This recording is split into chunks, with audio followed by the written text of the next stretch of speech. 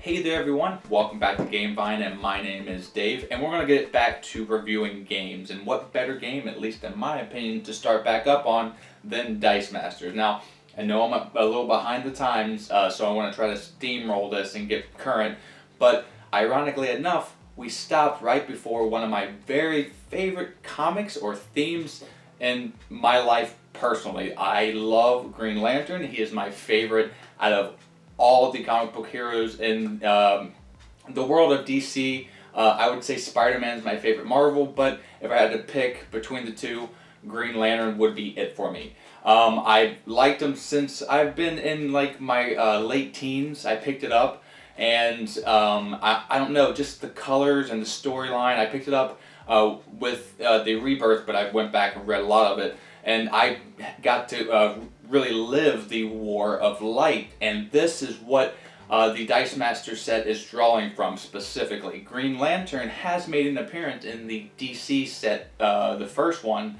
and there were a few other kind of Green Lantern things in there, but the world can't be contained into a broad spectrum when it comes to DC. They were just touching base on a few of them in their first set, and then they gave Green Lantern their whole set to themselves, and but other comic book heroes show up, just like in any other Dice Master set.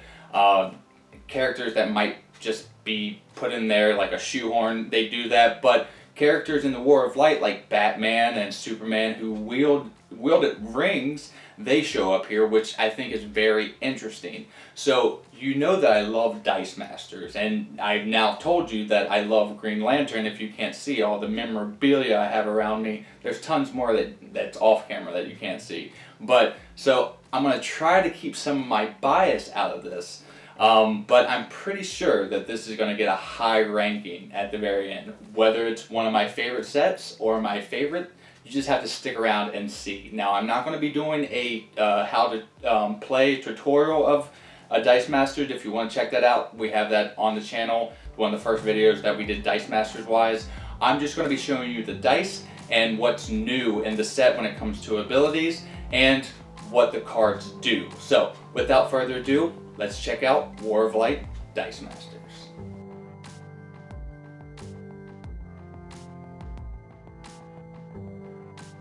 Alright, so let's dive into these dice. I do want to say that unfortunately this is one of the sets that I have the least of, only because of money reasons at the time. I was only able to get maybe about 25 boosters in the starter set. So you're seeing what I've got from that, though I was pretty lucky and got a super rare, which we'll go into a little later. Like I said before, let's check out the dice. It's pretty eclectic. There is, I would say, more yellow, but that's because thematically the War of Light really happened between the Green Lanterns and the Yellow Lanterns, and everything else just kind of fell in place, revealing more colors as they went on.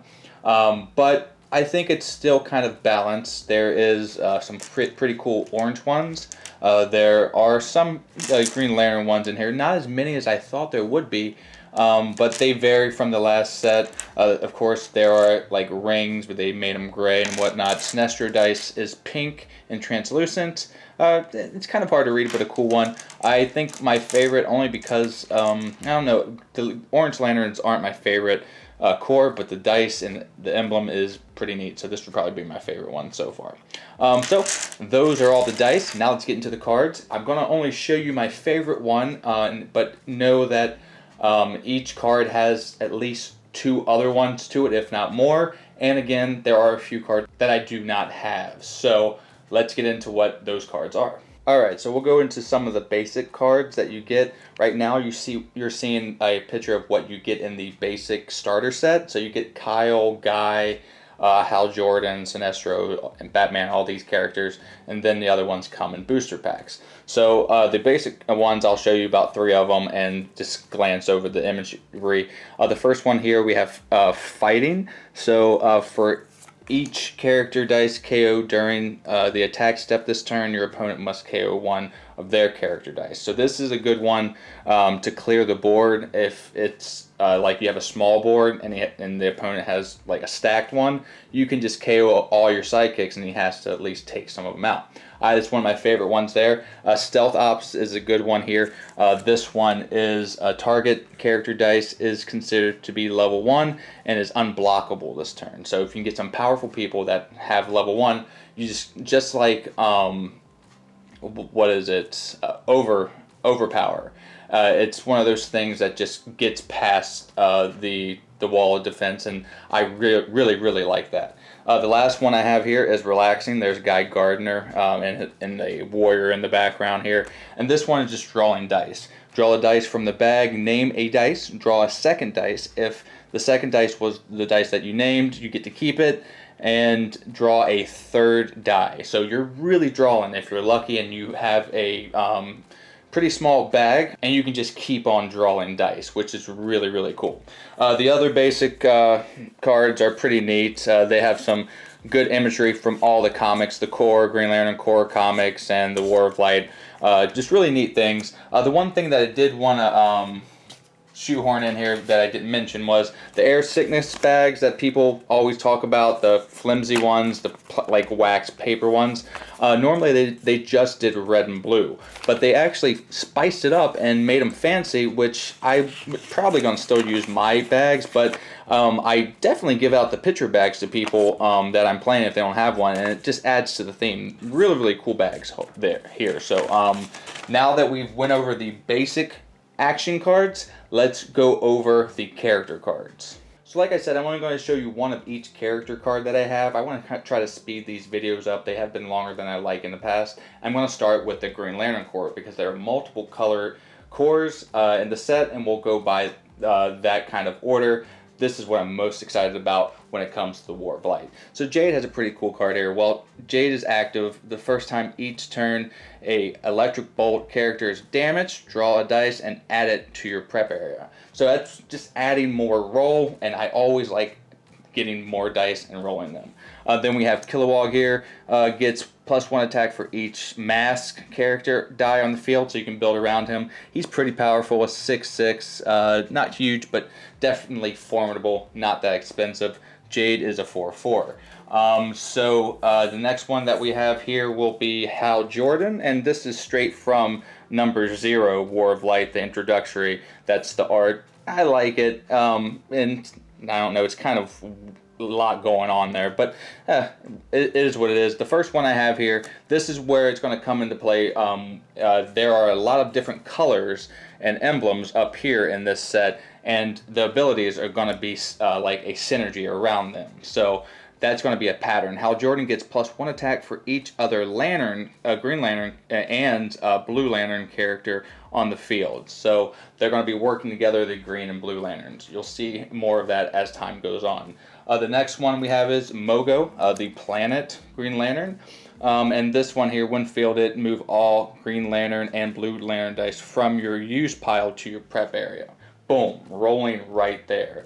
Now, like I said, there are not many Green Lanterns that at least I have, and these are all that come in the set. But I will go over the ring and the Lantern power battery. So the rings here, some of my cards are sleeved, by the way, are going to fight villains. They're going to be really focused around villains, continuous. While Lantern Rings is active, any yellow, red, or black lanterns characters get +1 attack and defense, so you're going to get stronger with Lantern Rings against the villains.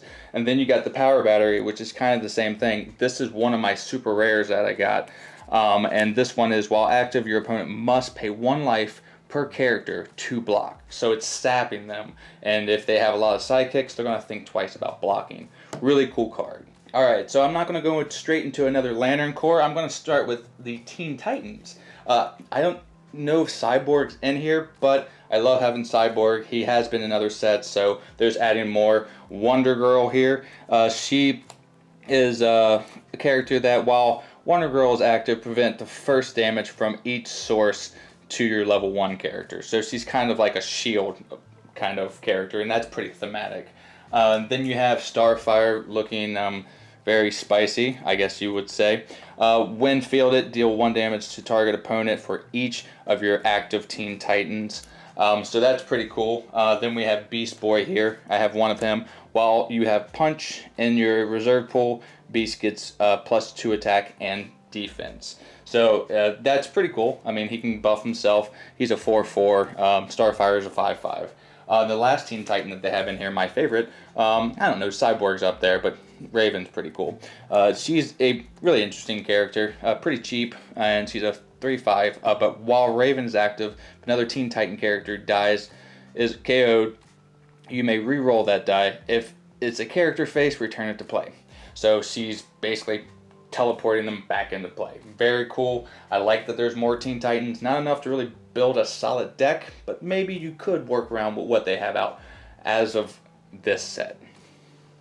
Alright, so I'm going to go into the Orange Lantern because I only have 2 of those. The first one we have here is Lex Luthor. Now, he is pretty interesting, another draw type character. I like what they're doing with the draw in this set. It's always a big win over for me. When fielded, draw a dice from your active villain characters, roll 1, and put the other in your bag or use pile. So you're just getting dice in play and starting to build up. And he's pretty cheap, but kind of weak at a 3/4. His dice is pretty cool. And LaFreeze, he is the other Orange Lantern that I have. I like him. This ability right here is probably one of the coolest, but he's super expensive, but he's an 8/8. When LaFreeze would attack, you may change a sidekick's attack and defense to match LaFreeze's. If you do, LaFreeze can't attack, but he won't die off if there's like a Superman in there and you just want to take him out. Really cool card. I like that a lot. Okay, so we're going to get into the Indigos because I only have a few of those as well. These 2 right here kind of remind me of like Rocksteady and Bebop in the Turtles set.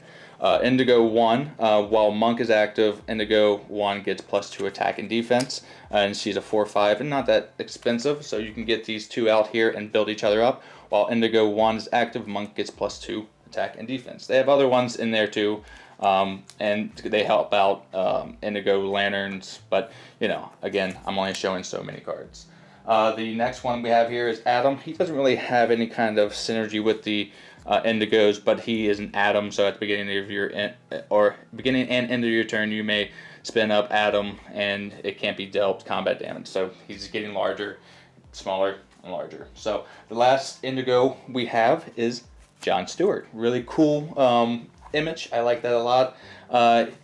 When fielded, KO a Black Lantern. So that's not as prominent in this set, but it is there. The Black Lanterns are the super rares. So there are only 8 super rares out there, I think, and I'll show them on the screen a little later. How about right now? Boom. And those are it. That's all you get to see. But he can knock them out. Boom. Just getting out there. So we're going to be doing Star Sapphire next. I love that is the emotion attached to this. Wonder Woman, while Wonder Woman is active, if you roll 3 or more shields, your sidekicks are unblockable. I don't know how powerful that is, but if you can buff them up, they can be unblockable. Pretty cool. She's not that expensive, but only a 4/4. Her dice is a pretty cool one. Carol Ferris, again, looking pretty spicy. Carol cannot be dealt damage by, blue or green lanterns. So she can take people out. She's not really that strong, though. You would have to buff her up to make that a significant thing.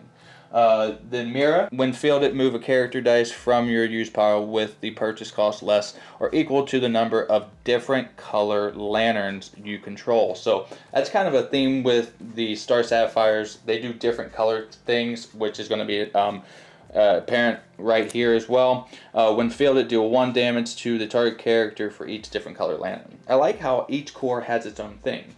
It's not like a big thing, and it's only on a few cards, but it is there, so you can build a deck around it. Alright, so the next ones we're going to get into are the blue, and the first one we have is Kyle Rayner. This is very thematic. With the blue lanterns, they draw their power from the green lanterns, willpower, and just kind of through osmosis. They have to be near him. And that's kind of thematic and put on the cards. I love how they did the research there. So Kyle Rayner gets +2 attack and +2 defense when there are active Green Lanterns, if there's one. And if there are 3 or more, he gets +5. Now, that is pretty interesting. Say your opponent's playing Green Lanterns, his Green Lanterns are going to count too because it doesn't say yours. So that's kind of the same thing with the TMNT, the Turtles. If it doesn't say yours, it's going to count towards the whole field. So how often will that happen? Not sure, but it can. So then we're going to move on to Saint Walker. He again, Saint Walker can't attack or block unless the Green Lantern is active. And he gets +4 attack when engaging a villain. So that's pretty cool. And then we get Warth, and he cannot tag or block unless Saint Walker is active. So he gets around the Green Lantern, but that's very specific to the Blue Lanterns as well. My favorite Blue Lantern card that I have, I love the Flash as my second character in the DC, and he puts on a blue ring. Look how beautiful that is. And this card right here is very interesting. If you have an active Green Lantern, Flash, when he attacks opponent character, dice cannot block this turn. So it's kind of like the super rare in the last set, but there's a little more of stipulations and hoops that you have to jump through to get that unblockable Flash. But very cool card. So now we're going to move into the Red Lanterns. These, of course, are the villains. I have a few of them. Blaze is, let's get this stack out of here, is a pretty inexpensive character. When purchased, if you have a lightning in your reserve pool, put this die in your bag instead of the use pile. So it's just going right out there. It's pretty interesting. Guy Gardner, really cool imagery there. Guy Gardner also counts as a Green Lantern, of course, and he's +5/+5 when engaged against the Black Lantern. Again, that's showing up. Then you have Supergirl. When the reason why these people have rings, I don't know if you know this, all the rings have the ability to split and then kind of let other people borrow the power. And they still have to have that kind of emotion, will, love, and anger. So that's why they have them. It's really cool. But she has Overcrush. I said Overpower. Overcrush is one of my favorite things ever in the game, and she's 8/7, and she's really not that expensive. Super powerful card, and this is one of my favorite ones in the set because of just that ability. And of course, what Red Lantern Corps would be complete without Dex here. So this is the only one I have. Cheap card, 4/2, not too bad. You can get out there. So Spectre, of course, had a ring too. Now this one here, when fielded, each player chooses to KO one of their characters. So if they just have a big, strong Superman, I'm always going to go to him. You can knock him out just like that. So the next one we're going to move on to, and the last core, is Yellow. Alright, so the first one up we have is Superboy Prime. Let's move this stack out of the way. When Superboy Prime attacks, KO a lightning character dice. Just villainous, straight up. Then you have Scarecrow. He got one. He got a ring. When fielded, choose a Lantern character color. Replace all the previous choices. Characters with that Lantern cost 1 more to field. He's using fear. Very thematic. But believe it or not, his good counterpart, I guess you could say, Batman got a ring too. Now it wasn't this in the War of Light when he got this. This kind of was, but he ultimately, it's a long story, but he's yellow here, and he really goes after the basic action dice, just like Batman is a kind of tools and weapons kind of guy. He's going to get buffed when it comes to the basic action dice. I'm not going to go over it, but that's really cool imagery there. Mongrel, just simple, a 6/5, 4 to bring out. That's pretty powerful for a 4. But I don't have any other Mongrel, so you're going to have to live with it. The next one, Lesia. Now she, when she attacks, you may draw a dice from your opponent's bag and swap it with a dice from the used pile or return it to the bag. So you can take a powerful dice and put a weak dice in its place. Really neat card. It's only 3, and she's a 3/3 to bring out. With that ability, I think it's worth it. So Anti-Monitor is a huge character. Only 2, well, I don't know, 2 to come out, and the 7/7/6 to actually purchase. I don't know how good that is, but when he attacks, Psychic dice are knocked out. So if you have that annoying player, well, you can take care of him there. Ranix is another big character with defense 4/8. He may block up to 2 characters too. It's just by himself. Really neat.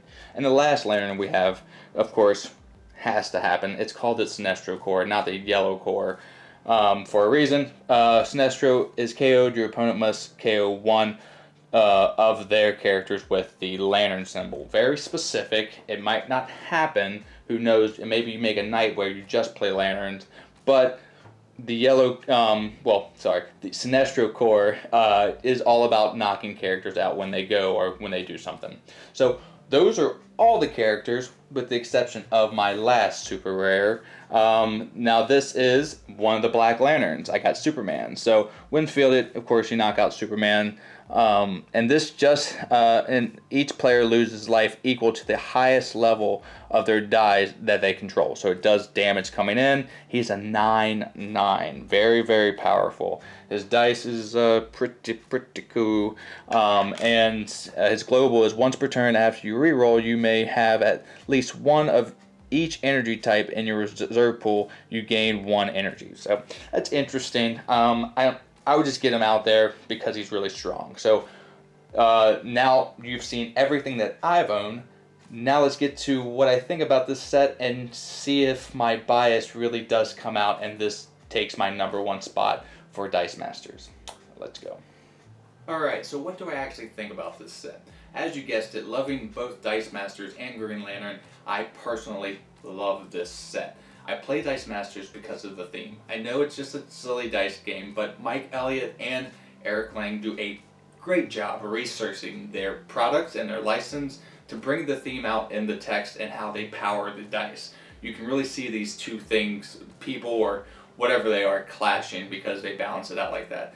Now some of that will be overpowered, and that's the way of the world. Now, the thing about this is it's a Green Lantern theme, and it's not going to really work outside of the other sets. It can, like the Black Lanterns aren't really associated with anything. They're just powerhouses that are going to house the competition. There are some cards that you can work around that as well with the other core, but mostly it synergizes itself around having other lanterns either on the opponent's field, good or bad, and on your field. So you're not going to be taking the lantern deck to a competition, but if you want to have a Dice Master like Green Lantern thematic night against a player, you guys can just get a whole bunch of boosters and the starter set and do that as you will.